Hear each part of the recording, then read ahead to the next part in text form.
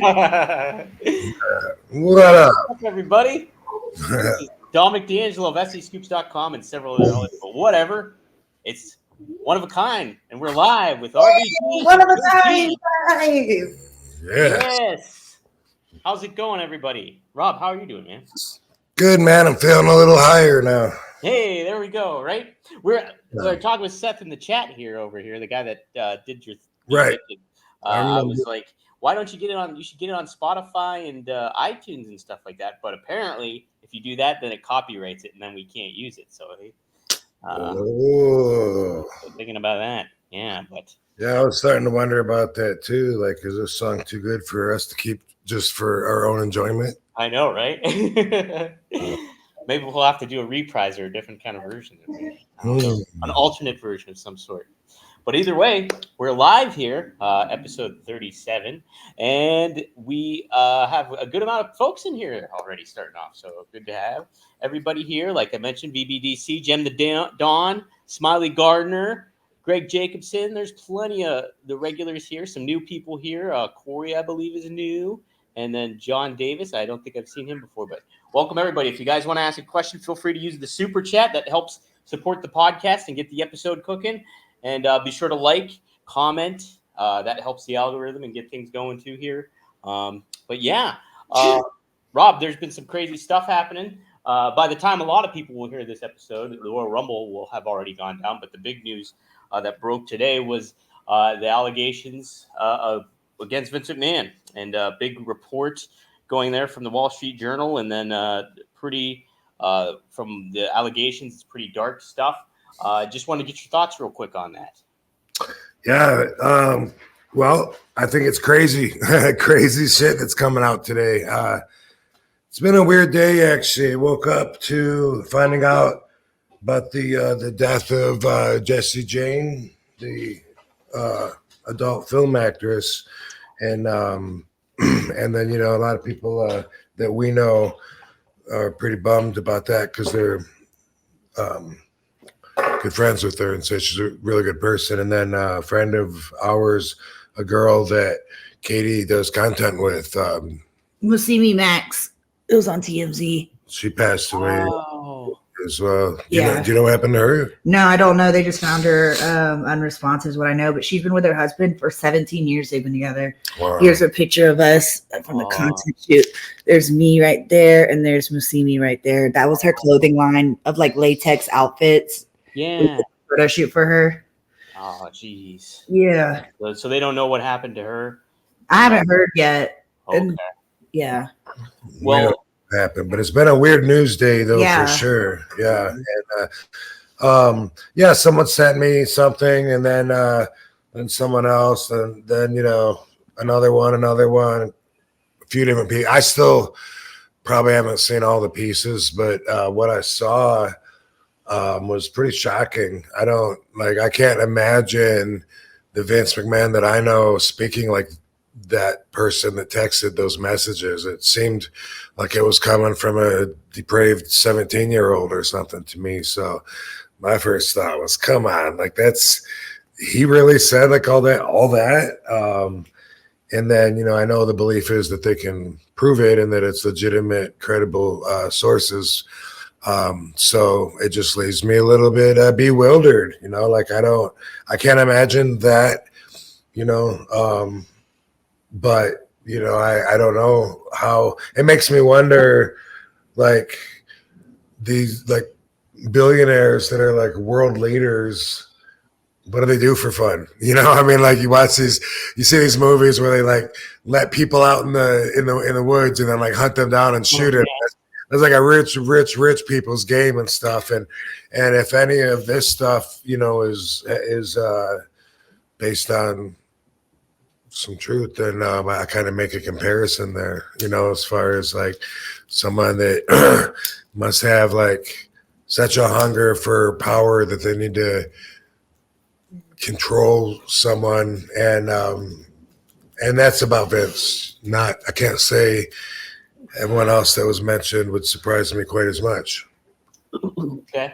Yeah, no, it was very, just reading I didn't read the whole doc. Apparently, it's a 67-page document that they did stuff, so it's a lot of information. But what the Wall Street Journal reported on was pretty allegedly heinous stuff, and so I guess we'll just have to wait and see. But I know that's what a lot of people is on a lot of people's minds, and it's curious. It's kind of a way. It's it's fortunate for WWE that like Triple H is kind of in charge now, and then you also have other news developing too with The Rock, who we'll talk about in a second, and stuff like that, where there's been a shift, and like a lot of this stuff is kind of like, okay, this is Vince stuff, but allegedly, but it's kind of like, okay, but there's a new ship in charge, and then all the news breaking with all the positive stuff regarding WWE. So it's going to be a pretty interesting news cycle, I'm sure, for the next couple of weeks, especially on the road to WrestleMania, in addition to all this. So we'll see what happens, I suppose. But all right. Well, we do have a super chat. It is Greg Brennan. He just chimes in and says, RVD is the man. I remember calling him into this old radio show he had on his website. Yes, yeah, RVD Radio is ahead of its time. It really was, Rob. Yeah. Yeah. Always ahead of my time. Yep. But back on the Blog Talk Radio days, I remember. Yeah. Those are good times. I don't know. I had fun with it. See you. Have fun. See you guys. Bye. Bye. That was so that's good to hear from someone that's been with us for that much time, because that's an OG fan right there. OG, way OG, absolutely. Well, Mr. Whisper chimes in again from last week. Katie just left, so sorry there, Mr. Whisper. But Rob and Katie, who out of the current culture of wrestlers do you see big things for in the future? Your personal faves to watch? I know Katie previously said before Trinity or Naomi from WWE, she likes her a lot. I know that, Mr. Whisper. But. Yeah, she does. I don't know. I like watching everybody, Brian Cage. It's pretty awesome. I kind of like to watch everyone and try to learn who they are, learn about their character, whatever. But there's certain guys, I know when Penta is in there and his brother, I know they're going to be doing some pretty cool and amazing stuff, so look for that.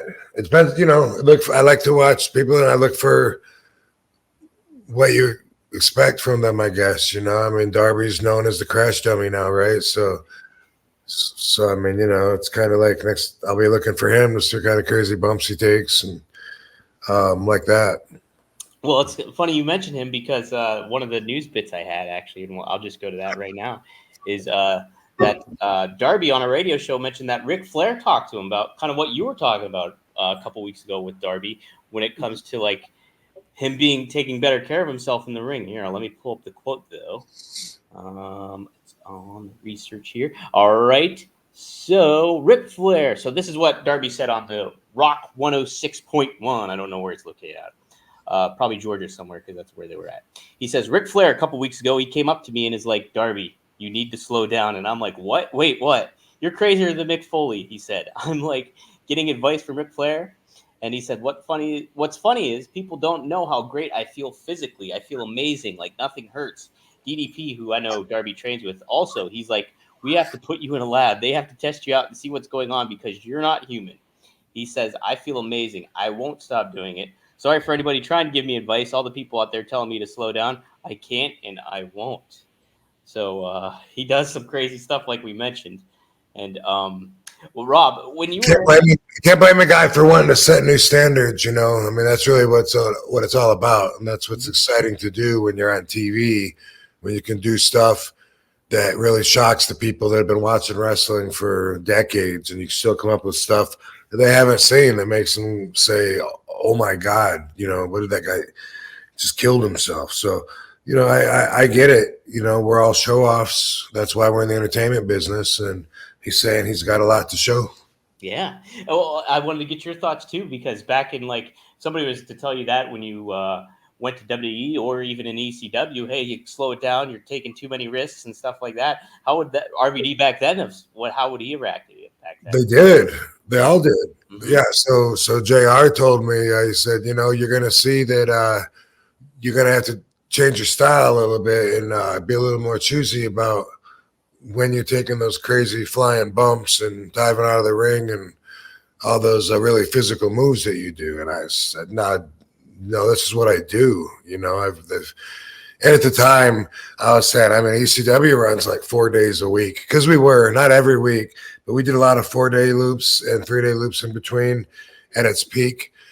And so when I got to WWE, I thought, well, I'm ready for this. Still, the WWE schedule, it just blows anything away that you could possibly do. So I learned that the through experience that I thought that I was on the road a lot and that I was traveling a lot, but compared to WWE and wrestling a lot, but compared to WWE, it just became almost every day. It was odd when I didn't have a work day and usually took that day to travel, but I did keep my style though, and I brought that back up to JR at a Cauliflower Alley Club years later.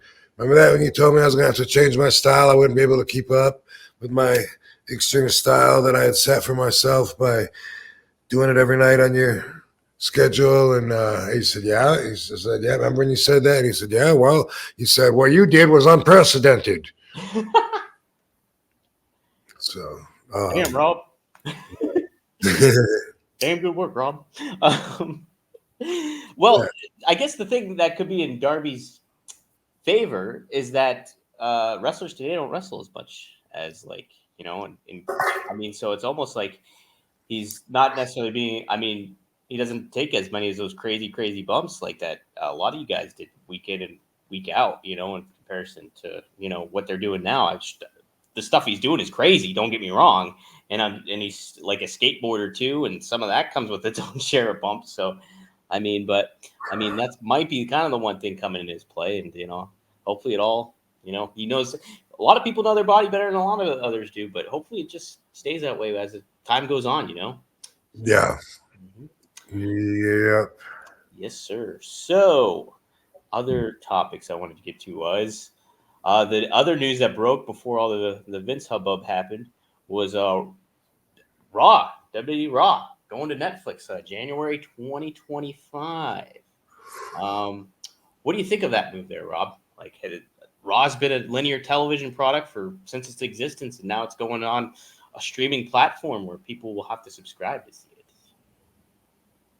Well, it's interesting. Do you think that they won't have any free shows on their other channels at the same time? Well, so SmackDown in 2024, they're on Fox right now, and then at the end of it, once it turns to 2025, they'll be on USA Network. So they'll be back on there. So people will still be able to watch SmackDown, but you have to have cable for it too. So WWE's been fortunate to have Fox that everybody can basically watch if you have a television. So they won't have that anymore.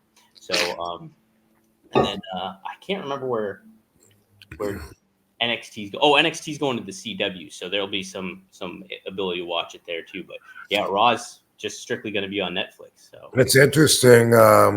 From what I understand, it's a big money move for them, and something that everyone should be really excited about.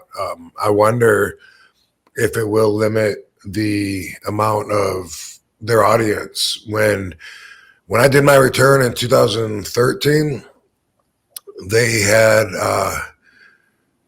gotten rid of the pay-per-view buy system and gone to the WWE channel. So you had to subscribe to get the pay-per-views, and then there was no more buy rate for the wrestlers. And I got to tell you, for me, maybe they took care of everybody else that was there long-term, and I was just there for a few months doing a short-term deal. But it affected my pay tremendously, because when I used to be in WWE 2001 through 2006, the pay-per-views that we would do like once a month was a really huge part of what we would make for the whole month. You know, sometimes it would beat what I made wrestling the other 20 to 25 matches that month. And so for that to just disappear, and I can't remember if it was zero,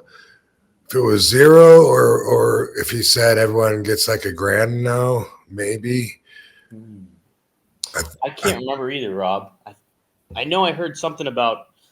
I remember that being a big kind of topic at the time when they switched over, because they're like, yeah, wrestlers get paid via the pay-per-view buy rates and stuff like that, and you know they're taking that away once the pay-per-views are just airing for $7.99 a month on the network and stuff at that juncture. So it was a big talk. I remember that.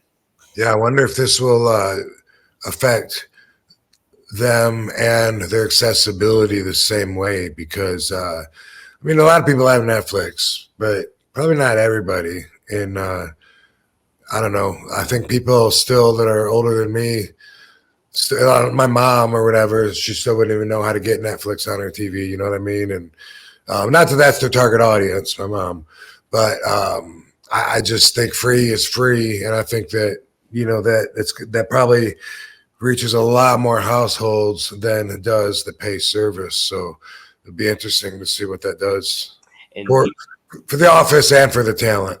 yeah, and people are creatures of habit too. So it's like you're used to tuning in and just switching the channel to, hey, whatever channel USA is on for you, and there it is. Yeah, at least they'd still get the same people watching SmackDown if they tune in on accident, Right? Yeah, and stay loyal to that channel. The WWE hasn't lost anything, I guess. Yeah, it'll be interesting to see if they do any kind of. They're going to promote the heck out of it, obviously, once that product moves over. But it'll be interesting to see what kind of crossover WWE will have, even more so once they're under the Netflix umbrella. So yeah, it's pretty. It'll be interesting because I'm even thinking about it. Like the NFL game, there was a playoff NFL game a couple weeks ago, and that was strictly on Peacock. It was not on you had to subscribe to Peacock to watch an NFL playoff game. And like NFL does huge numbers, obviously, but like this one got 28 million in comparison to another game that got like 49 million viewers. And so it was a significant drop off. But what's the cost loss benefit analysis when it comes to the long term of, what streaming is going to do for people? Right. Mm-hmm. Yeah, it's interesting. Yeah. Yeah. I actually, now that I think about it, I use someone else's sign in when I watch Netflix. So do I. That's going to be something. Mm-hmm. I think a lot of people probably do. Right. Because again, I share it with my brother, and that's how we people watch. Do that. So it'll reach a lot more households than they're getting compensated for, I guess. Mm-hmm. However, they're getting compensated, I'm not really sure. Do you know? Yeah. No. Well, I know. I just know the deal is like it's a 10-year deal. But One of Netflix just pays them like a I think so. Mm-hmm. It'll be interesting though. Like, I'm wondering too if like they're gonna switch away from 3 hours and just go to 2 hours because they're not beholden to like television ads. So it's like, what does that mean? Is it going to be a tighter product when things come out? People don't have to watch for 3 hours if they don't want to. Maybe 3 hours too much for me personally. A lot for me too. What is your ultimate watch time for a wrestling show? If you're on if you're watching it, what's the best time frame for a wrestling show to feel completed? You know what I mean? And not overstay its welcome. Well, I mean, I'm gonna fast forward probably through some matches, and I think I don't know. I won't. For me, an hour is fine. You know what I mean? Like I'll probably pause it and watch the second half later or something.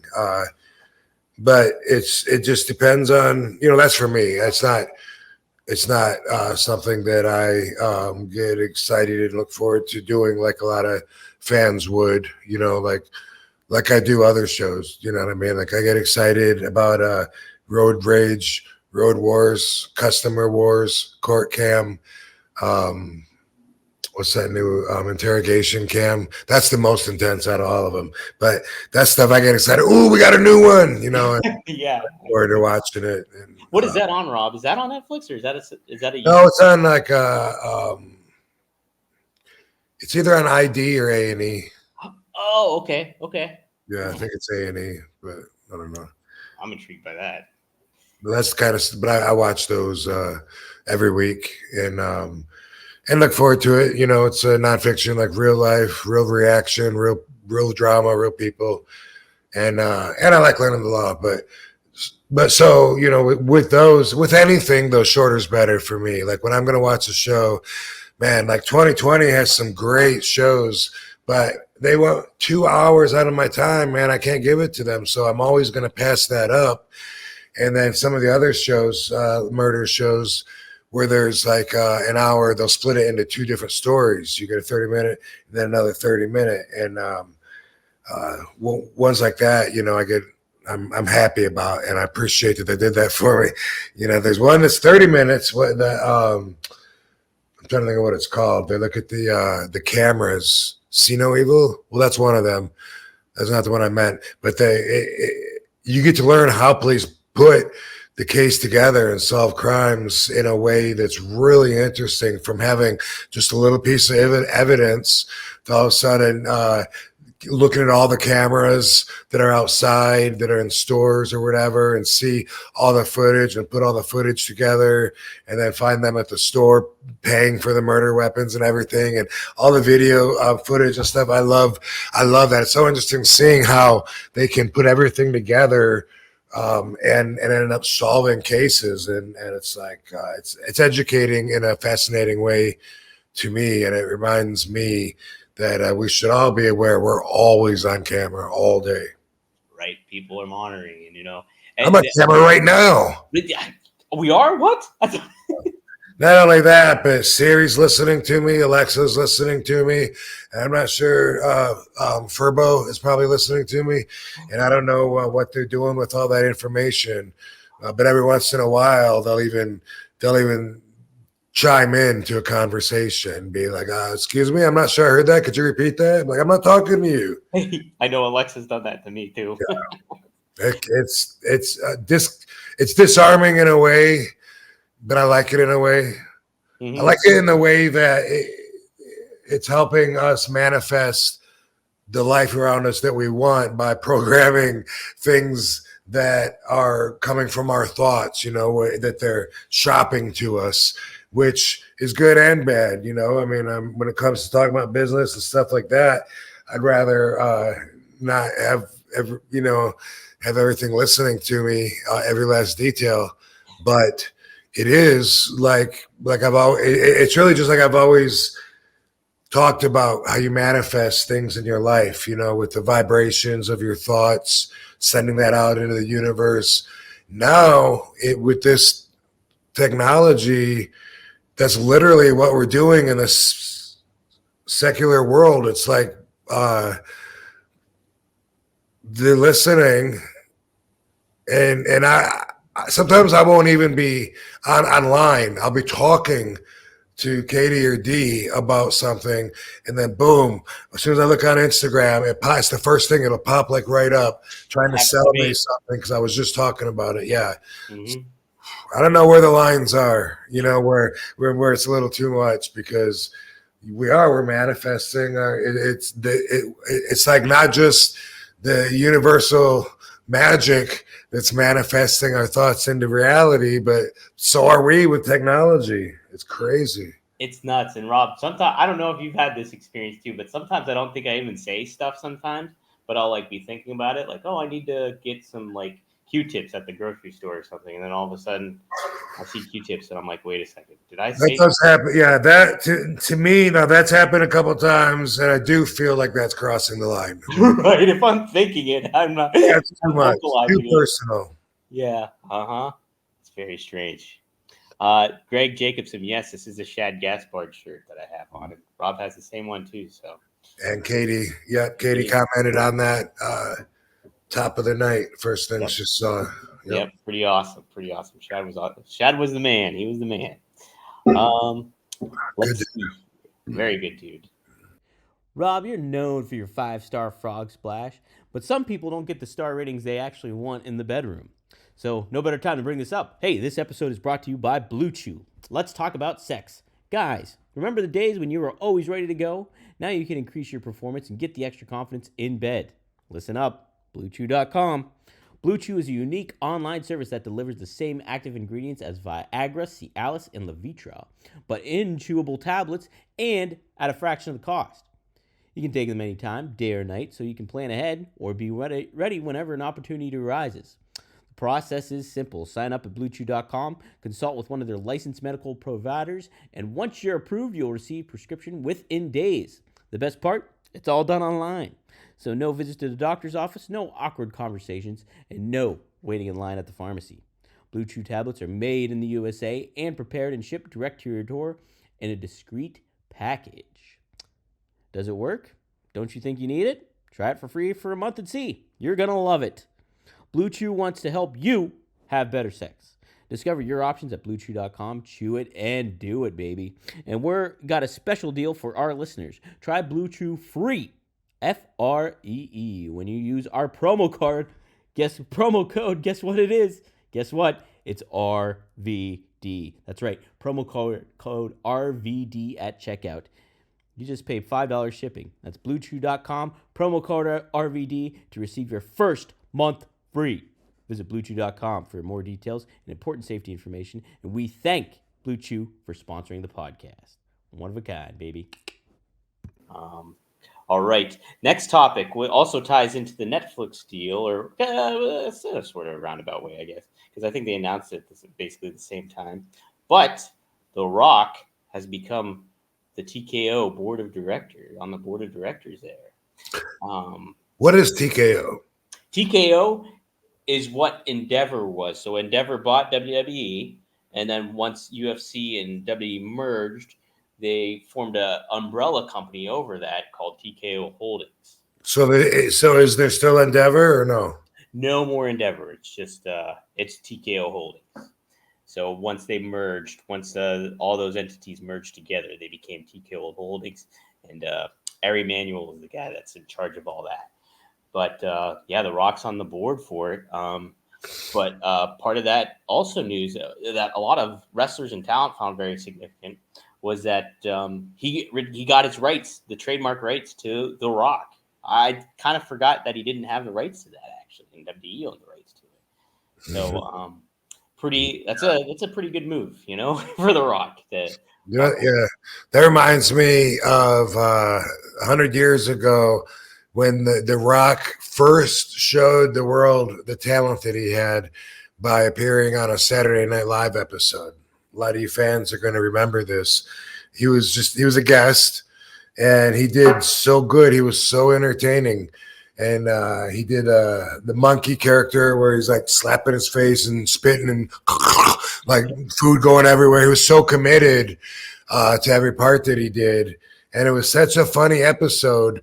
And it blew everybody away. And Siskel and Ebert used to be a big part of television. Like when I was growing up, they were movie critics, and they would watch movies. And, I give it 2 thumbs up. I give it 1 thumb up, 1 thumb down, whatever. That was the rating system, I guess. Yeah. Thumbs up or thumbs down. The one that was the heavier set one, I don't know if that's Siskel or Ebert. Roger. That was Ebert. Ebert was the heavier set one. Mm-hmm. So that guy, I remember him. I guess they were both talking about it, I believe. Now that I think about it, I remember what he was saying, but I think Siskel was alive, and it was their show. They were critiquing the Saturday Night Live episode that The Rock did, and they were just so blown away by his talent. And I remember the one thing that Roger Ebert said was that after seeing that, he was disappointed that there was already a movie called The Rock, because Sean Connery did one. I think it was about a prison, maybe Alcatraz or something. Yep. Sounds like it would be about Alcatraz. And he was saying that was the one thing he was disappointed there was already a movie called The Rock, because this guy deserved it. And then, so he was penned to do, or was already working on, or we already knew for whatever reason, he was going to be doing the Scorpion King, and like boom, he just like took off. But as far as his name, The Rock, and him owning it, it makes me think of Ebert way back in the day saying, too bad there's already a movie called The Rock, because this guy is the next big thing, and he sure wasn't off about that. No, he was not. He was not whatsoever. It was I know, here I found the image too. Yeah, there it is. It was so funny. It was so funny. That was I remember distinctly exactly where I was when that episode came on, and it Okay. was like they had it was I was in Myrtle Beach, and I remember watching it. You know, as just a 15-year-old or whatever I was, and yeah, so SNL was great at that time too. And so it was such a big deal for a WWE guy, a wrestler, to be on that show, and it felt like very appropriate for the time period. The Rock nailed it. Yeah. So great. So Yeah, that was really awesome, and I think they also predicted he wouldn't be wrestling much longer. And yeah, for the full time, it wasn't that much longer. He was out of there for the most part. You know. So that's really cool, though, that he's on board for this big company. Like that's amazing. You know, like it's hard to imagine looking up to the status and position that The Rock is in, and imagine how do you move up from there? You know, like besides running for president, where else do you go? And then when something like this, like I don't know, do you say he's a CEO or is a chairman or? He's just on the board of directors. Right. Okay. Yep. That's awesome though. And doesn't he have a football team? Yeah. So the XFL merged with the whatever the USFL. They just merged, so they're going to be a whole entity too. I don't know if he still owns part of that or not. If somebody in the chat knows that, let me know. But and it wasn't a team; it was the whole organization. He owned the whole league. Yeah. So pretty crazy. Yeah. Aside from running for president, I don't know what more The Rock can do to get like a bigger status. That's basically it. You know who pinned The Rock? That guy. That's awesome. Yeah. That guy. Yeah. That guy. Very impressive though, and I mean, and he's someone we can all look up to. His charm comes out in everything he does. So if someone doesn't like them, there's something wrong with them. Right. Something that's pretty cool too, Rob, and I was talking about this with Gagne and Magnum earlier, was that you know, it's cool that Triple H is kind of running everything, and he's such a student of the business and stuff like that, and has trained with Killer Kowalski and had appreciation for the NWA, and so he's like has this tie to the history of wrestling and how wrestling should be portrayed. And then it's almost like Rock is a failsafe in a certain way, where he's on the board of directors and he's got all the wrestling knowledge and love for wrestling too, where it's like, you know, it's not like Disney bought WWE and they fired everybody and hey, we're going to get a whole bunch of producers and whoever, you know, Hollywood people to come in and do wrestling instead.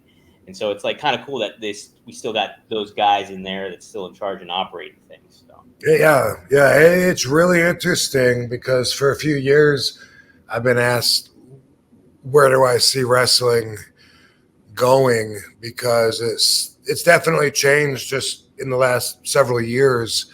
What it is has changed. I think a lot of fans have noticed that by the younger guys compared to the Attitude Era, for instance.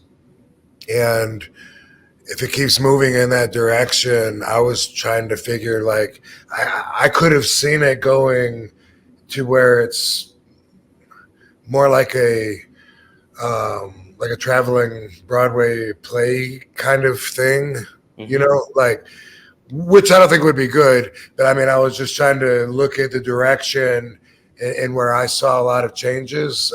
But there's so much happening that I wouldn't have ever imagined by the whole playing field changing over and over again. And it's just cool because, you know, wrestling isn't about what it used to be about. You know, obviously, like, it started way back in the day being about one thing, and it was a real private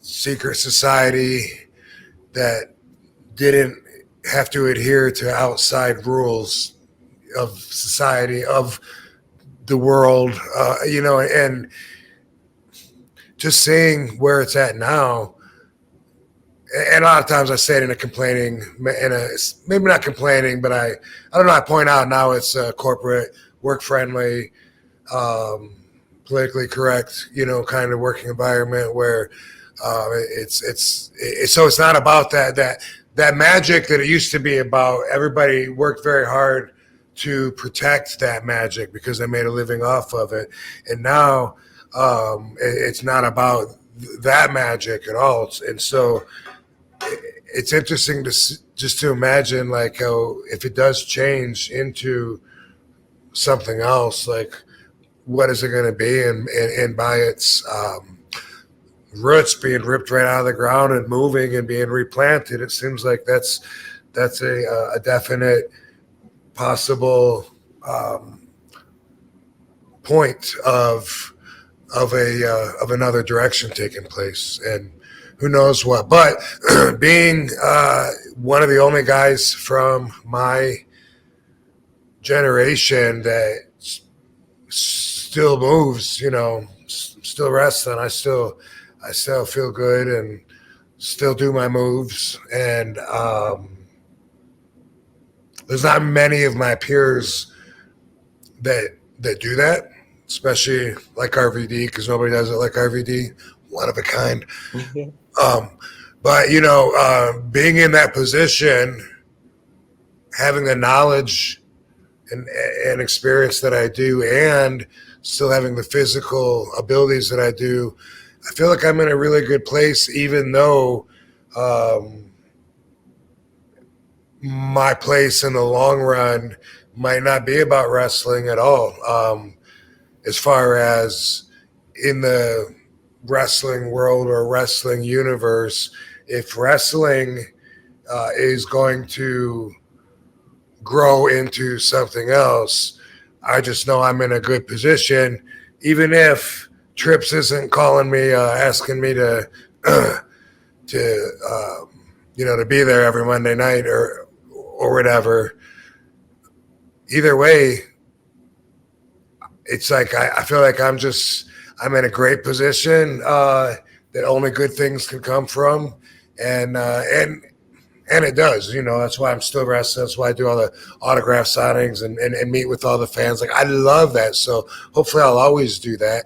And of course, I see my value and express my value there. But as far as the world of wrestling possibly becoming something different and stuff, there's going to be a need for my one-of-a-kind perspective somewhere. 100%. It's kind of funny you mentioned that too, Rob, because part of what I was also going to talk about was an aspect that kind of did hit a little bit of the news cycle too, and that was that WWE is reportedly going to focus a little bit more on the realistic sports element side of wrestling moving forward too. Let's see if I can find where I got that information. Oh, it's up here. Yeah, here we go. So I think this is from PW Insider. It says, "We are told that the talk at Raw yesterday and at WWE headquarters today is that the company will be incorporating some sports-centric elements into the programming." Now, I'm not too clear on this. Maybe some of the chat can help me out with this, but it says Cody Rhodes being interviewed on Raw earlier today, complete with the clock listing the time, was an example of Given trying to root the product into stronger realism. We are told that interviews will reflect this as well. And then on top of it, too, AEW, I know, is bringing back their ranking system, which is definitely has a sports-like kind of feel to it too, where it's like, hey, this person's more eligible to fight Samoa Joe for the title than this person is. Who's doing that? AEW is. They're bringing a ranking system back. They initially started with it, but they didn't stick with it very long. They usually had the top 5 people in contention for the titles. So they're gonna bring that back and make more of that a focus. So like hopefully that might be an indication that the scales are balancing out, where it's like, yeah, you have those fast paced and people are really focused on the moves right now and the athleticism of the talent, but like getting that legitimacy back incorporated to it and kind of making it feel more like that sports product that it conveys, I think is pretty important. So maybe we'll see some good stuff moving. Is that like what they're saying though? Because I'm not really sure from what you said.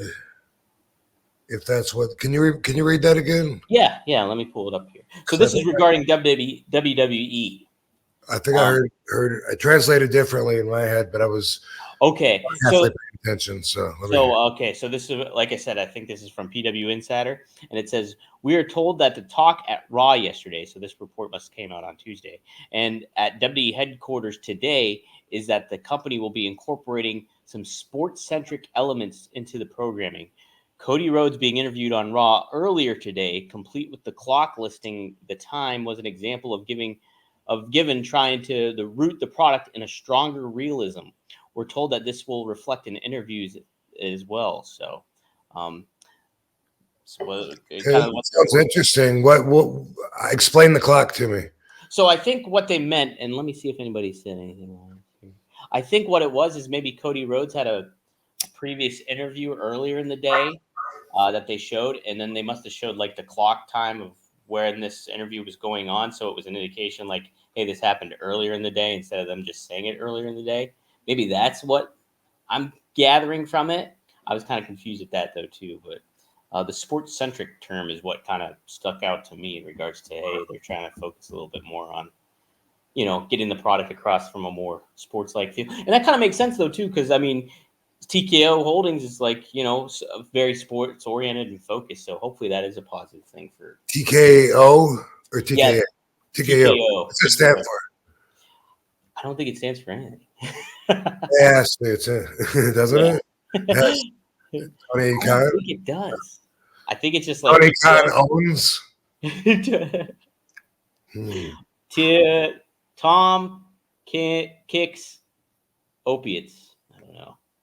Hey, I'm trying to scroll through here too on the chats, and Seth from Venice Beach Dub Club finished and loved the Celestine Prophecy, so that's fucking awesome. Good to know. If you love it, like I know you loved it, your life has changed, and you'll see everything different now. It changes your perspective. But I want to get back to what were we talking about before the realism? Yeah, so sports centric. What the fuck does that mean? Because like I'm thinking, I remember not that long ago. Well, maybe goddamn the years. It's hard for me to judge time. That's one thing. That when I sometimes I'll be like talking about something that I think happened last week, and then I'm like, was that 6 months ago? It's so hard to blend. They'll all blend together sometimes. Especially after a week or two after that. But I just remember it was probably maybe 2 years ago now. Some promoting that I saw, and maybe it was for NXT, and it seemed like they were using a word. Maybe it was inclusive, maybe, and trying to make everything like that was their goal. Like it was going to be, everything was going to be like inclusive, and that was going to be like what they were aiming for, which to me meant making everybody feel like they're part of it. And they were showing what they wanted for Tomorrow's Stars. I don't know if these were signed talent or what, but I remember seeing things that I thought were so weird. And this is what I would have thought would have been sports centric. They were incorporating, like, I don't know, a rollerblader, a kid that was a skateboarder, a kid that was playing basketball or something like that. Very ordinary, regular looking, very young adults or old teenagers that were doing different sports. And whatever this promo was, they were going to be recruiting these kids and other kids like them. You know what I'm talking about? Yes. I think you're referring to the NIL program that they have, the Next in Line, it's called. And so they go and recruit collegiate athletes. Oh, okay. They try to sign them to deals, like a 1-year deal or something like an NXT or Performance Center deal. So it's like, and they did.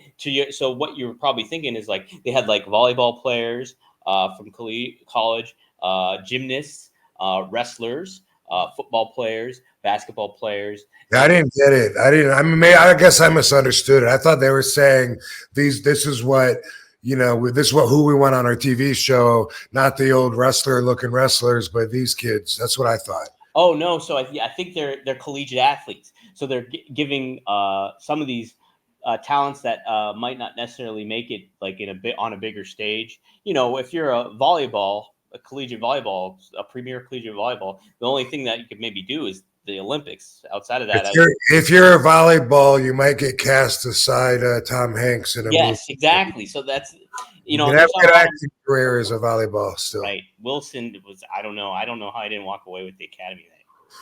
But yeah. So that's kind of what I think, and they're very still into that because they signed that guy.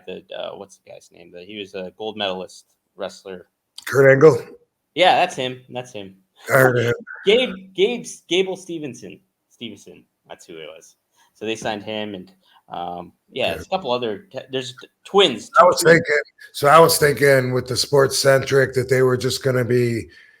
That's how I took it, like not knowing what it was, not knowing what they're talking about wanting to do. I was just imagining them trying to incorporate all this crazy stuff that was floating around in my head from that promo.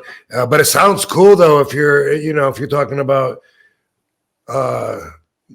capitalizing on the realism of what it is, because there's so many ways you could do that. And for me, being a 30-some year vet of the ring, I always roll my eyes when somebody defends the realness of the business with an injury. You know, yeah. Oh, you want to call it fake? Then how come I got a big gash on my forearm? How come I got this many stitches? Because you fucked up, right? Yeah. What does that have to do with anything? You know, except for the point that they're coming from where the dangers are real, or the risks or whatever. But for me, it's never been about that. It's been about the competition. I mean, that means you fucked up. That, you know what? You could be a backup dancer for Beyonce and slip back there on the wire and cut your fucking forearm. And it doesn't mean that that's real either. If it's choreographed dancing, it's choreographed. But yeah, the dangers are real. Yeah, you're dancing and you could slip. Same exact thing there, right? Mm-hmm. But for me, it's always been about the competition, because ever since I got into the business, before I got into the business, I wanted to be the best, you know?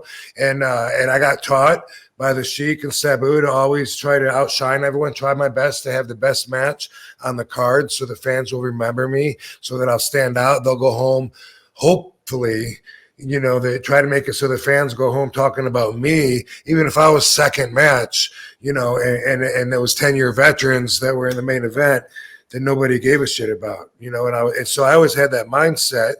I always wanted to impress the crowd the most. And when I'm out there wrestling, it's that competitive spirit that comes out and is on display.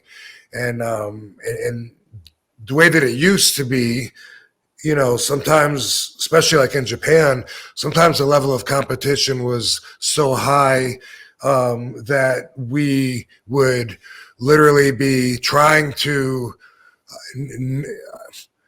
not sell as much of the other guy's stuff.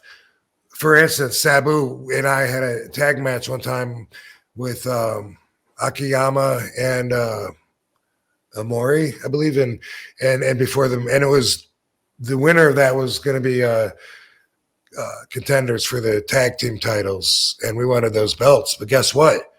Those guys wanted the belts too. Not on the script, for real. We both wanted to be champion. We both thought that should be us. We wanted that position. It was good business. And so before the match, and this is when I still listened to everything Sabu said. I mean, he's always my mentor, but this was probably 97, 98, somewhere around there. I don't know, but he said maybe 96. But he said to me before the match, he said, "Hey, you know, don't sell their stuff that much. You know, like whatever they're giving us, you know, try to keep the upper hand and try to keep them in our corner. That way we can smother them, take advantage of them, and let's try and keep doing quick tags so that we can be fresh and try to keep them in our corner and blow them up. In other words, make them winded and stay on top of them. And Sabu said, hey, anytime you see one of them covering me to try to pin me, boom, come in and make the save. Every time, come in and kick him in the head.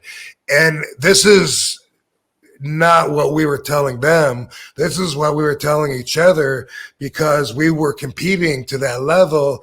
And I guarantee you that Akiyama and Amori were in the other room doing the exact same thing. And it showed in the match. You know, they did want that position and wanted to smother us and become the tag team champions. And that's the stuff that makes it competitive. That's the stuff that makes it real. You think that the guy in the ring doesn't want to impress the crowd the most, impress the promoter the most? You think everyone doesn't want to win the match? You think everyone doesn't want to be the champion, be in the main event, get paid the most out of everybody else? That's where it's competitive. And I don't give a fuck if you messed up and sliced your forearm. All that told me is that you fucked up. Right. No, it's like, yeah, and that's what people want. Like, wrestling is a simulated sport where it's like, hey, people want to win and the titles want to mean something. And like to you guys, the titles meant that, hey, you're the best of the workers that have achieved that and want to get to that point. I would imagine if they're going to be capitalizing on the realism, they show RVD doing his stretching before a match, warming up, throwing kicks, trying to get my energy up at the peak of the entire day. Like, boom, out there wrestling. That is the most intense part of the whole day. And, besides working out, it's definitely a competitor for the top energy expulsion. And just there's a lot, you got, bam, I got to give it my all. Let's go. You got to be committed and boom, let's be ready. And sometimes I'll be like, man, if I'm just not warmed up enough, that could go against me. Or if I forgot to stretch my hamstrings, what if I pull a hamstring? I forgot, all that goes through my head. So I'm like, I don't want to use the word nervously, but I'm seriously preparing to go out there. And that's the kind of stuff that's real. The guys that are doing the push-ups and running down the hallways or whatever it is, because they're athletes and they're going out there wanting to look like athletes. Right. It's like, and fans want to see that behind the scenes stuff where it's like, hey, this is what they do to prepare and get ready and all that. And there's a lot that they could do to kind of convey that, to get that across on television. When it comes to like something like that, so like, was Baba in charge back then at 97, 96 New Japan? Yeah, I started for All Japan in 93 and all the way to 99 when Giant Baba died. He was my boss. Okay, so what I was going to ask, so if Baba were to see something like that, like, hey, you guys are kind of blowing them up or smothering them in the ring and you guys communicated, like, would he be like, hey, that's not what you're supposed to do? Or would it be like, well, why didn't this team battle back and do their own kind of thing? Does that make sense? Like, yeah, I get your question. And I would imagine it would be the later, I think that he would grab his guys and say, if we were able to keep the upper hand, for instance, I think his guys would be punished, and he would be like, how'd you let them make you look like that, man? They ate, they mopped the floor with you guys. What would you do? But in his own words, and I believe that would be his perspective on that if that was to happen. But instead, everybody is so competitive, they're just made for like a really good match. Right. We were trying to keep them in our corner, but they were trying to keep us in their corner. Yeah. Yeah. Well, what happened? What ultimately happened with that, Rob? Oh, those guys got the tag belts. Yeah. Yeah. You drew a line in the sand, though. At least you guys established yourselves. So pretty cool. I think his name was Amori. Yeah, it was Akiyama and Amori. But anyway, the only other belt I remember being in line for there with All Japan was the junior belt. I had a really, really good pivotal match of my career at the Budokan with Danny Crockett. He was the junior heavyweight champion, and it was a title match. And besides that, it was the first time for them to even give me the ball and let me run a few yards with it, because they were very protective when I was young and green. So I was always in 6-man tag matches where they could tag in and take over most of the match. And literally, like, Stan Hansen could just grab me and throw me out of the ring and just come in like a bully and take over, whether I tagged or not, in the middle of my spot, whatever. He didn't give a fuck. And at the Budokan, which was the big show every tour, that was always the one we looked forward to. Last day of the tour, payoff day, brand new 100 stacks of brand new $100 bills. Don't know how that was. Like, he must have got straight from the government or something. But I always did wonder. But that was my match. It was 95 or 96. 95, I think. Could have been 96. One of those years. Available online. It's available online.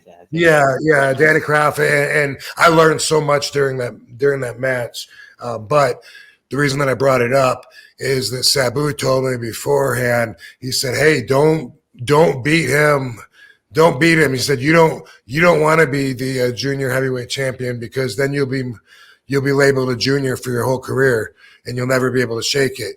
And he said, juniors don't make top money. The main eventers are always the heavyweights. And he said, they don't consider you a junior. This will change that, and that you'll be labeled for your whole career. So, don't go for that. Wow. So how about that? That's something. So did they offer you the opportunity to win that title, and were you like, it didn't, it wasn't articulated like that, but through my whole career, I was kind of like just above the line, because they would say like 225 is the cutoff, Yeah. and I was usually like just above that, 230, 235. And so a lot of people would think that I was a junior, but I never was in the junior tournaments and the junior matches and stuff. Like, whenever that came around and they were capitalizing on some of those guys, they would not try to pull me in. So I was thankful for it because of what Sabu said. He was my teacher, whether it's true or not. And now, and I think it was true too, but now, it's changed so much that, being 230 pounds now, shit, makes me the biggest guy in the dressing room.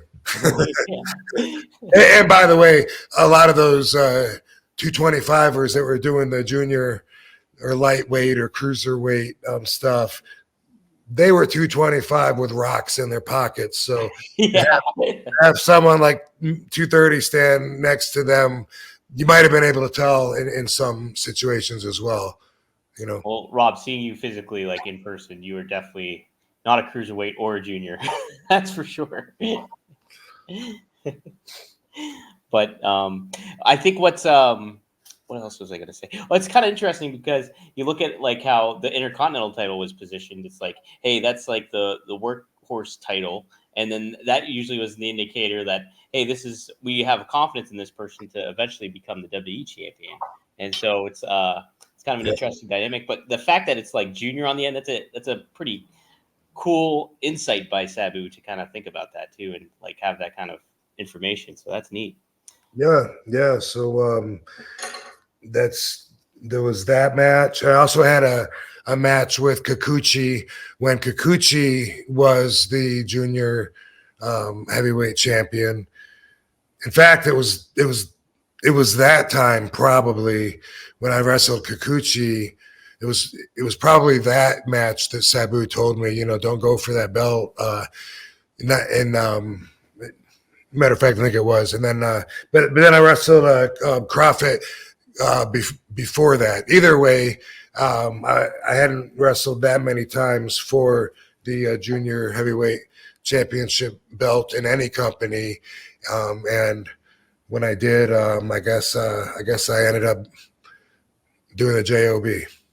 Yeah, well, shucks. Well, I wanted to real quick circle back with The Rock getting his trademark. When you jumped over to WWE, did they try to acquire your name, like the rights to your name, and nothing like that? Well, no, they didn't. I had a manager, a Hollywood manager that I used as a buffer to help me with my contract, and I ended up regretting it because the commission that he would thereby make was not earned, or even there wasn't even anything for him to do, and I was working so hard. I couldn't stand, like, well, once a week I'm going to a town just to pay him, Yeah. like flying somewhere, getting in a car, hotel. I'm so burnt out. I need sleep. I'm stressed out. They're killing me. Politics. I was going crazy. And then, to think that was to just because I thought that having him was going to somehow be a benefit to me, to have a buffer between me and the office. There wasn't. He was back in his office at home in California, or it is somewhere else in South Carolina. And anyway, I'm on the road with JR, and with Bruce Pritchard and with Vince and anybody that I was talking to. I'm seeing them face to face.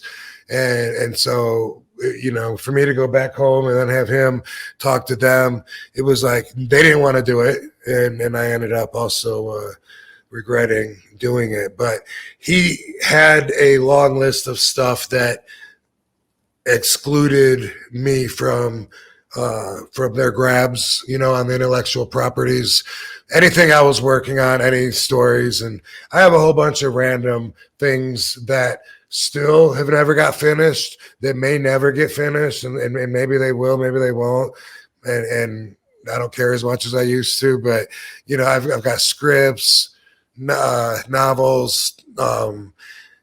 There's a list of things that, and it might have gone against me, that I have so much stuff that says, you can't own this because RVD already owns it. But along that list, of course, was RVD, Rob Van Dam. When I left, eventually, there was a paper that legal gave me that showed me the split of properties that they had acquired since I'd been there, and it was like it was something as follows: like, Mr. Monday Night, I own. Mr. Tuesday Night, they own. Yeah, the whole effing show, I own. The whole damn show, they own. And Wow. and it was like that. And they even sent me something when they were letting the patents run out worldwide, or not the patents, I'm sorry, but the Trademark. and so they were like, you might want to grab them just for your own protection, so other people don't grab them. But they were like, you had to get them in every different country, and it was super expensive. And I was just like, well, I'm gonna go with the good old fashioned shit. What do you call it? You're a common law fucking trademark. You know what I mean? Yeah. I'm Rob Van Dam. I've been Rob Van Dam for over 30 years. I can prove it. So. Well, that's interesting. Yeah, I never really pieced that together. Yeah, the whole fucking show, or the whole effing show. That's more you. Yeah. And then, I remember seeing WWE shirts, whole damn show. It's interesting. How about that? Which I like. I like that as well. I like using that sometimes, but it was split up like that. And I was like, I hate Mr. Tuesday anyway. Keep it. Tuesday sucks. Whoever said that didn't catch on. No, But the names of my moves, everything, it's all broke down. But so there was never any worries of that going in, because I was that. My identity was consistent with my intellectual property. And they never tried to say, like, hey, do you think it would change your name going in? Never. No, that's why I didn't want to go to WWE in 2001. I was afraid that they would give me some lame character and change everything about me. And that really bothered me, because obviously it's always been important for me to be myself. And I really thought that was going to be up for a battle. I thought they were going to just come up with some lame, who knows what. That's why I was even upset. I didn't tell them that I kissed Ted DiBiase's foot because I didn't want them to make an angle out of it. That was what I dedicated my life to become a wrestler, to get revenge on him. I could just see them doing something like that. So I didn't want them to know, anything like that. My dad told them when they were doing that before they were superstars show that ended up also being on the One of a Kind DVD. But I was like, Dad, come on. they're going to make me look so stupid. But no, they didn't though. They respected what I had going, I guess. Or I don't think they ever, even though I don't think they ever understood me. I think everyone can agree that WWE never really understood me or why the crowd reacted the way they did to me. Do you think it was a mentality too, or is like there's that aspect where they always just said like, well, if Vince McMahon didn't create you, then like that was always a slight against you? Because like the thing was like when Taz came to WWE and he got that huge pop at Royal Rumble 2000 and stuff like that, they said like that killed him in like a lot of the ways because like that was Taz. It was ECW Taz showing up and not something that was a creation of WWE. So. I think they gave Taz another Z. They did. They put another Z on it. Very weird. I think that, yes, that has been a factor.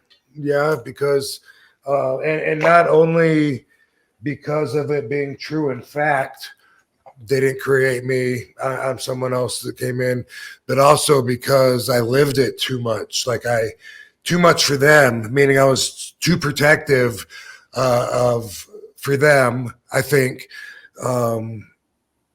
Of everything stupid they wanted me to say or do, and I always just felt like I know RVD way better than you know RVD. You guys don't even understand me. Paul did, and I feel like Paul was always trying to explain me to the office, and that certain guys in the office that might have power now would have rather just passed on me. I'm like, well, I think let's look somewhere else, and that's the impression that I always got, and that others were like they didn't understand, like is it because he's handsome? We got to do some kind of romantic, lover boy kind of, is it because he's a surfer dude? That's why people love him, is it what is it that?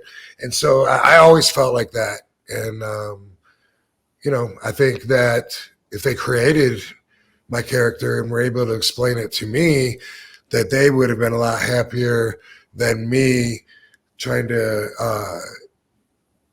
and them trying to fit pieces together when sometimes it didn't feel like a good fit. Right. And it's like the way you connected with people is that you were who you are. Like if they tried to put a hat on you and be like, hey, look at Matt Byrne is back in WWE, right? It's like that's not who Rob Van Dam is, and you wouldn't have made that strong of a connection with the fans if they tried to change you. So it's like you gotta think, you're your own entity, man. It's a really weird business where I was talking about how competitive it is and how everybody wants to win. Everybody wants to be top guy. Everybody wants to make more money. It's your job. Who in their job doesn't want to make more money? And usually that requires some kind of a ascension or escalation in your position. And then that's with wrestling, it's really no different, except for it's way the fuck different because it's also a balance of locker room mentality. Which says if you're talking to the office, you're a stooge, and it's like there's such conflicting opposite perspectives looking at the exact same scenario in the world of pro wrestling. So having been brought up by the Hoods when I was really young, they hated the office and anyone was a stooge that hung out with the office. Gary Albright hated anybody that would hang out with Johnny Ace because he hated Johnny Ace. Gary knew about Johnny, but he hated him, and that was his reason for breathing on the All Japan bus was just to go, "Oh, I hate Johnny. He's fucking hate him." He was like, and you know, we would get heat, any of us, for even talking to Johnny. That made us stooges, and that's the locker room mentality, and that is still part of what we have now in this safe for work, politically correct work environment. It's a combination, it's a hybrid. It's like it used to be all that pretty much, and now it's not, but that's still there. That's still, that element is still there. And maybe mostly probably with guys my age, guys a little bit older, a little bit younger, but as the younger and younger guys keep coming up and changing what wrestling is, what it's about, then that's going to change as well. I forgot what I was going to say now. I started thinking about about how the young guys, when they bring, you know, now, like, their whole agenda is different. It used to be about, we got this good thing, we're gypsies, we travel around, you know, let's stick together, let's protect our thing, you know, get away from us, don't look at our bag, don't look, you know, and now it's more about, you know, I want to show everybody what I can do if I set it up. Yeah. You know, who cares? They know it's set up. They know it's set up anyway. So who cares that I'm taking 3 minutes to, you know, to climb up and leaving the guy down there long enough to take a 8-hour sleep and hit deep realm. Right. But anyway, I got distracted from what I was thinking about. But guys, I know what it was. So if you look at it like it's I don't want to, this is how Kevin Nash put it, right? He said it's a business, but as soon as you start treating it like it's a business, then you're an asshole. And something like that. I might be. Well, that's what. Yeah, I think that you hit it pretty much. Yeah, and I liked it when he said that, because what he's saying is what I'm saying. Like a lot of people that they get ahead are guys that hoods would disapprove of, but so what? Hoods must feel just entitled just to have their job and just expect everyone to come up with programs for them and ideas for them to keep them relevant, keep them in their position, compelling to the boss, to the show. And really, if you got ideas and stuff, that's great, you know, and that's how you get ahead. It wasn't allowed, you know, from that stupid meathead locker room perspective that I was brought up in. It wasn't. So anyway, Johnny Ace represented that. You know, he was office. That's why him and Vince are so close. You know, and him and Miss Baba were really close. And he didn't care, but he had different values than the other boys. And he wanted to be office, you know, even though he was wrestling, and he ended up in a pretty high position in the industry in the end. But man, Gary used to, would get so hot over nothing, or just Johnny being Johnny. It's just Johnny being Johnny. That's it. Unless there was something behind it that I never really knew, but he just, you know, thought that Johnny was political and two-faced and shallow and ingenuine because his values were getting himself ahead with the office, not having the boys back so much, you know. And it's like, hey, it made sense at the time, but, you know, look, where's he and where's he? And I'm not saying that Johnny's in a good spot now after this news broke out. But he did reach a pretty substantial status in the industry, and now, you know, maybe, you know, he's in hot water, but Gary's dead. Yeah, it's true. Gary, how old was Gary? Was he like 35 or 36 or something? I should look. Yeah, I guess he. I'm not sure. Yeah, I guess he would have been 38 at the most. He was older than me. 63. He was born in 63, died in 2000. So that would make him what, 37? Yeah, 37. About. No, yeah, 37, 36. So, yeah. Ooh, crazy. Young dude to die. Very much so. He was diabetic. Oh, really? Abu used to always say, "Man, Gary does not take care of himself for being diabetic because he drinks, takes pills, fucking party, stays up all night. The heaviest of the partiers, really, physically, and it wasn't. There was no like, oh, I'm just gonna get 8 hours sleep tonight, guys. And not that I saw anyway. And man, one time, we were in at the I think it was at the Ginza Tokyo Hotel, and whew, me and Bobby Duncan Jr. For some reason, we were inside Gary's room, and Gary was having a diabetic sugar dropping attack. Oh. And he was like, he was sweating, and then he was becoming despondent. He was not answering our questions, and all of a sudden he became non-responsive. And he just like boom, just like laid, bam, he took a bump face down on the bed mattress. And Bobby Duncan Jr. is like, Rob, we got to give him a shot, man. Where's the stuff? And I'm like, whoa, Bobby, are you sure we have to give him a shot? What if he's got too much insulin? Do you know? I know nothing about this, man. Fuck that. And Bobby's like, we got to try, man. Come on. And Bobby grabbed a fucking syringe and he had it. And he fucking pulls Gary's cheek out. And I'm like, Bobby, what if you fucking kill him? Like, what if that's not what he needs? And he's like, Gary, I'm going to give you a shot. Is that all right? Gary, you need a shot? Come on, Rob. He's not and holy fuck, dude. I'm the only one alive that knows this story out of everyone I'm telling you. Yeah. Del Wilkes comes in. He opens up the door.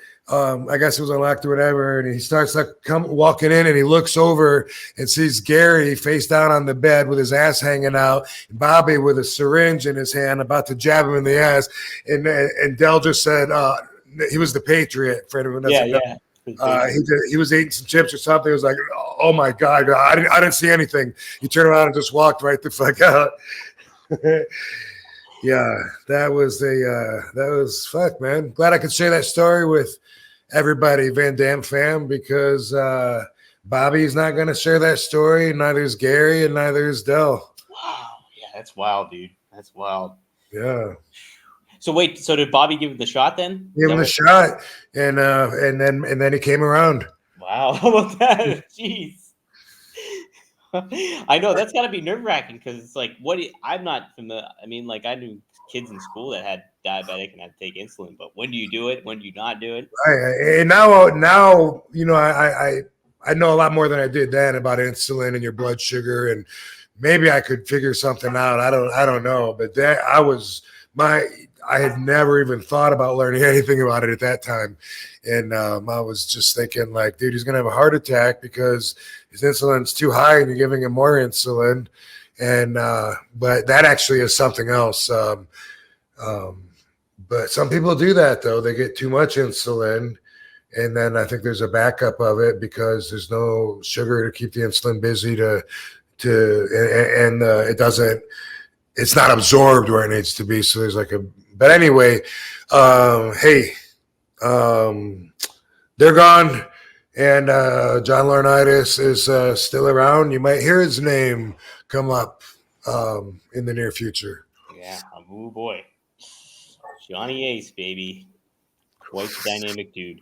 All right, so let's see. Jeb, I forgot to give this super chat. Jem the Dawn, thank you for the $5. He said, if you could be in any type of movie, Rob, what would it be? Lighting one Gordo, me and 10 gorgeous bitches all lined up. Oh, no, okay, important. What would the Rob Van Dam porn name, the name of the movie be?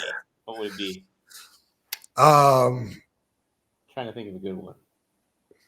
I mean, in order to do that, then I'd have to have a lot of conditions, like nobody could see it. Mom would have to probably not be around. That kind of thing. I'm not saying I don't have any on VHS around the house like that. I'm just saying no. Hold on, I'm not sure if I want to stick to that answer or should I think about it in a serious manner. As if would I care?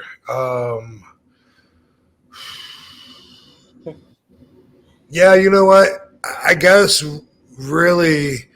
I think it would be cool to do a comedy action, dry comedy, Leslie Nielsen, Police Squad type of shit, Naked Gun type of comedy with an action movie. Maybe They Call Me Bruce I believe, was kind of like one of those, but I would have a lot of fun with something like that. And so on a serious note, that would be my choice and my showcasing. Show you the action. Yeah. I could try and make you laugh. That'd be great. If you had to do a buddy cop film, who would be your partner? Actor, could be an actor or a wrestler. Who would you want as your buddy cop film partner? This was pitched a while ago. Sonny Ono was trying to get his guy, and maybe he was doing some acting, he was getting into some acting or whatever, but they had a buddy script for was it a movie or a TV series? I can't remember, but I was in it. It was going to be me and Dragon Face. Who's the guy, the wrestler? He's like my age. He hangs out with Sonny Ono. Sonny Ono manages him in real life. Ultimo Dragon? Yes, thank you. Yeah. I was blanking on his name. Damn it. So yeah. Anyway, that was pitched for a while that we was gonna. There's like over the years, there's so many projects that are mentioned and then go nowhere or go somewhere, but not all the way. And that's why I have like different scripts and novels and stories, stuff that I've written half of or a quarter of, or even like 90% of. And then it's like, I don't know if I'll get back to it or not. You know, I hope so, because I know it's a great idea. People would love it. And I feel that way about several of my projects. And then the Universal, bring them around I rented an office on Hollywood Boulevard just to get this idea out of my head. That was for a movie, and it was something that it was so long ago that now there's other things that are kind of similar to it that I see where I'm like, it wouldn't seem as original, but it would still be very cool. And hey, I'm not even talking to you. Siri is fucking recording me right now. Siri, come on, bitch. Bitch, stop it. I rented it and I never quite finished it, but I got like to like the end, like everything's coming together at the end, and now I haven't touched it in at least 10 years, and it's something that like it used to bother me, like, oh, I gotta do it, I gotta get on it, you know, and it's the same thing like with my autobiography, you know, like I might tell a few stories, jot them down, record them, whatever, and then man, a year might go by, and it's like, it's not that I don't want to do it, but obviously it's not number one on my priority, or else I would do it. That's how I cope with me not getting stuff done. But let's come back to that for RVD for 2 minutes of RVDology at the end. All right. Well, yeah. Are you ready? We can do it now. Sure. I'm just talking about right here. Like I know that people want to rush things.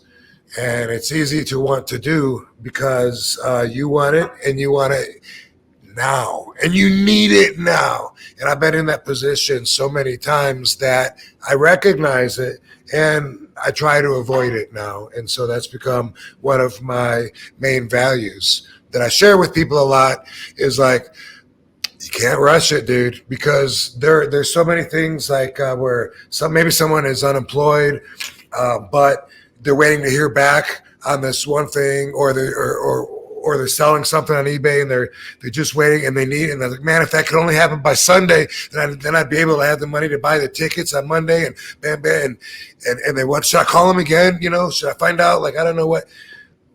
It's a bad place to be in because you're not vibing a good positive vibration. It's more of a desperate vibe.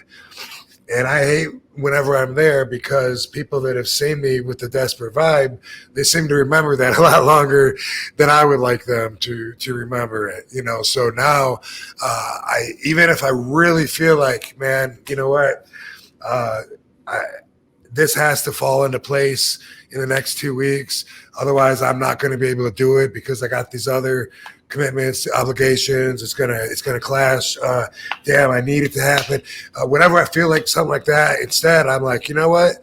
As long as I'm doing everything that I can to make what I want happen, that's all I can do. Can't do anything else. So there's no need to worry about it. All I can do is hope, which is a positive vibration. Hope that everything works out. And a lot of stuff, it ends up working out at a different time that ends up being beneficial anyway. And then after I see the bigger picture, I'm like, man, I was wanting this to happen way back then. But if it would have, I wouldn't have met so-and-so in the meantime. I wouldn't even be able to share this with them. And it's a faith, it's a trust in life, in the universe, that things do work out when they're supposed to. And so living by the seat of my pants as I do, going with the flow of Zen and just trusting what I said is how I live. So if you got something that you feel like you're really putting a lot of pressure, even though you've already done everything you can, stop with the pressure, take the pressure off. It's going to happen. It's going to happen when it's going to happen. And so a lot of people are going to be able to use that. I just know it. I feel it out there. A lot of people can relate to that. And it's true. That's one of the ways of life. You can't make things happen when you want them to happen, no matter how bad it seems like you need that to happen. Doesn't mean it's never going to happen, but maybe it never will. Either way, do what you can, line up all the factors in your favor, and then hope. And good luck with that. And so I hope to see y'all next week. Van Dam fam. Excellent one, man. Yeah, that's something I factor in all the time. And Yes, sir. Very good. It comes in because, sometimes you put so much pressure on yourself. You're like, I got to get this done, or I want this done, and this needs to be completed. What can I do to make this happen? And sometimes you just got to let the universe pan it all out. So. Yeah, in the way that I deal with my own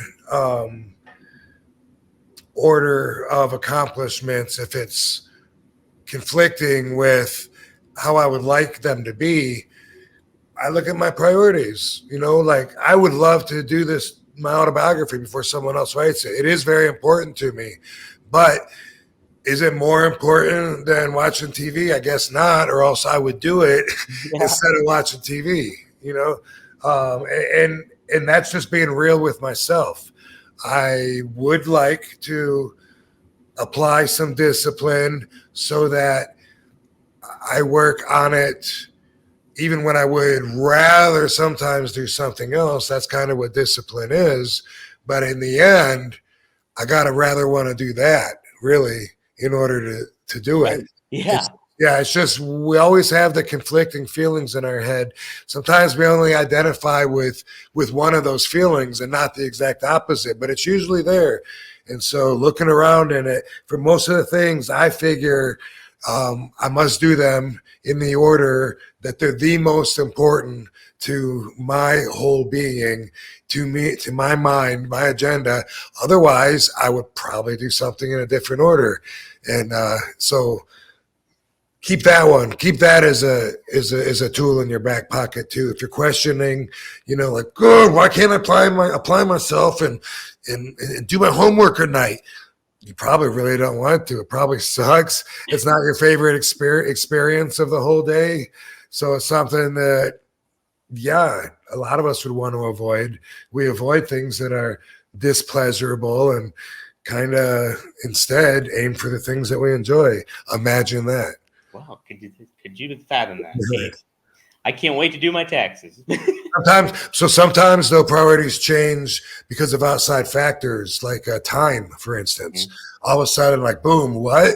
I gotta have this done tomorrow. Guess what? Bing. Now it just became way more important to me. So now instead of watching TV, I am gonna work on it. Things like that happen, and so you can try to change your priorities, but really, your priorities are based on the level of importance to you based on your values. So I'm not sure you can really change that so much as identify with it and use that as framework to work within, so you can be real to yourself, true to yourself. And, maybe some of your values, you might look at them and say, wow, I didn't know. I thought that I felt more like this, but I guess I really don't. I feel more like this. That happens all the time. Yeah. That's some next level shit right there, Rob.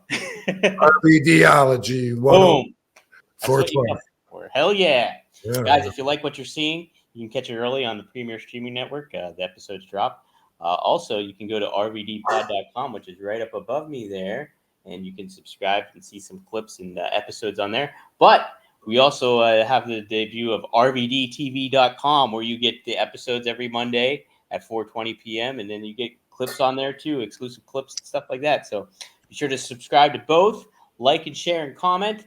And we have a pretty good time. Rob, it's a great episode. By the way, we have all the old RVD TV episodes. I don't know about all of them, but a bunch of them. And as we talked about earlier, the RVD radio from Blog Talk Radio, we have those episodes up at the YouTube page. That's the Real RVD. So hopefully YouTube, Chris, will put a end card right there at RVD Radio, so you can just click it.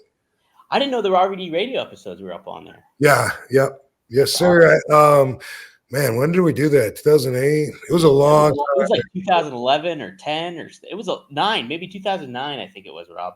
I used to wait like 5 minutes before the app, and I'd say, "Shit, I didn't get no guests on here. Let me call Booker. Let me call Jingles. Let me see if they can be on it real quick. And it was I never liked planning, and I still don't. But I had a lot of fun with it, and obviously I like to share insight with those who are interested in hearing it. So that's, without the platform, I'm not going to be as talkative, but something like this, or where you've come to see me or hear me talk, then you get me opening up, but mostly I'm comfortable letting someone else do the talking. There you go. That's the way to handle it, Rob. Well, cool, guys. Thank you for joining us, our live tune-inners. And then thank you if you guys if you happen to watch on YouTube later on, or you check it on the audio via Apple iTunes or Spotify. Please give us some ratings. That really helps so much. And we appreciate everybody tuning in. Rob, thanks so much. The RVDology is awesome. Really good episodes. Sweet. Yep. I think my next advertised appearance is February 10th or 11th. I think it's the 10th in Queens, New York at WrestleZone. So we'll do, I think, one more show before that. And then I'll start plugging what comes forward from there.